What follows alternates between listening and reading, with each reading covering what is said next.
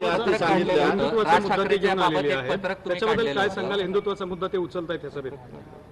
देखिए, मेरा यही कहना है कि ये मैं तमाम लोगों को ये बताना चाहता हूँ, मेरे हिंदू भाइयों को भी और मुसलमानों को भी ये बताना चाहता हूँ कि ये जो मामले हम पिछले कुछ दिनों से, कुछ महीनों से जो देख रहे हैं, ये हिंदू और मुसलमान का मुद्दा नहीं है।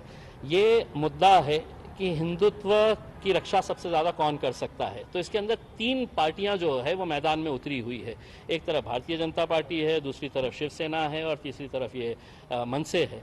अब ये तीनों के अंदर ये होड़ लगी हुई है कि सबसे ज़्यादा हिंदुओं की रक्षा करने वाला, हिंदुत्व को सबसे ज़्यादा मानने वाला, हिंदुत्व के लिए लड़ने वाला कौन सी जमात है। तो ये तीनों के अंदर आपस में कंपटीशन है और जब मैदान के अंदर उतरे हैं तो इन्हें एक सॉफ्ट पंचिंग बैग चाहिए, एक सॉफ्ट पंचिंग बैग चाहिए कि जिसको है तो वो पंच करते रहे। और वो पंचिंग बैग जो है वो तीनों के लिए है तो मुसलमान है कि उनके मस्जिद को कभी टारगेट करो, वो मुसलमानों को कभी टारगेट करो। लेकिन अच्छी बात ये है कि अब लोग भी बहुत अच्छी तरीके से इन बातों को समझते हैं, तो अब लोग ना बहकावे में आएंगे, ना किसी तरह के कोई भड़काव उसके अंदर आने वाले हैं। लोग समझ गए हैं कि नुकसान अगर किसी का होता है तो गरीब का ही होता है। तो अब मुद्दे अपने अपने पॉलिटिकल इसके हिसाब से जिसको जो जैसा उठाना है उठाएंगे।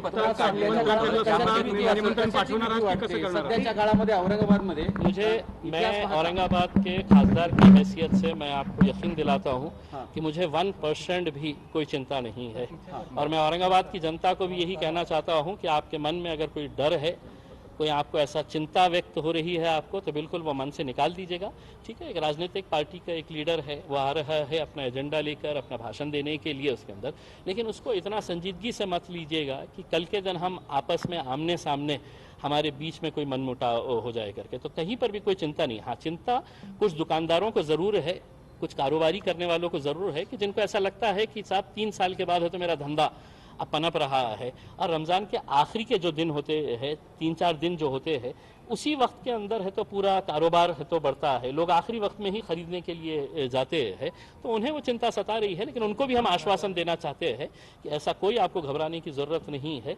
औरंगाबाद की संस्कृति, औरंगाबाद की तहजीब को हम आगे इसी तरह से लेकर निमंत्रण जाऊन देणार आहात का? हेच माध्यमांच्या माध्यमातून निमंत्रण असेल इफ्तारचं निमंत्रण जे तुम्ही राज ठाकरेंनी दिलं की तुम्ही या आमच्यासोबत बसा इफ्तार करू म्हणून, तर ते निमंत्रण तुम्ही भेटून देणार आहात त्यांना कुठल्या? देखिए, मैं आपके जरिए उनको कहना चाह रहा हूँ कि हमारा मज़हब भी ये कहता है, हमारी तहजीब भी ये कहती है कि वो हमारे मेहमान है। अगर वो आ रहे हैं यहाँ पर तो आप सभा में जाने से पहले हमें बताइएगा कि हम सब साथ में मिलकर है तो आप स्टेज पर जाकर आपको जो बोलना है आप बोलिएगा उसमें, लेकिन हम दुश्मन नहीं है। आपकी अलग राजनीतिक पार्टी का एजेंडा है, हमारी अलग राजनीतिक पार्टी का, दूसरों की राजनीतिक पार्टी का अपना अपना एक एजेंडा है इसके अंदर।